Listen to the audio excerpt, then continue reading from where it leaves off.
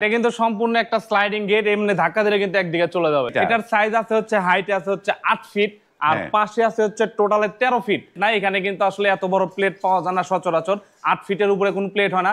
আর এখানে কিন্তু জয়েন্ট আছে, আর জয়েন্টটা কোথায় আছে এখানে কিন্তু বোঝার কোনো উপায় নাই কি আমরা এমন ভাবে কালারটা কমপ্লিট করেছি, এমন ভাবে ফিনিশিংটা দেওয়া হয়েছে, কোন জায়গা যে জোড়া আছে এটা কিন্তু বোঝার কোনো উপায় নাই। কয় মিলি প্লেট ভাই এটা? এটা কিন্তু সম্পূর্ণরূপে কিন্তু 5 মিলি প্লেট। এটা কিন্তু সম্পূর্ণরূপে 2 চাকার পার কিন্তু এই গেটটা খেলবে। 2 চাকার মধ্যে সবচেয়ে বেটার থাকে, কারণ গেটটা কোনো রূপে জাম হওয়ার কোনো সম্ভাবনা থাকবে না।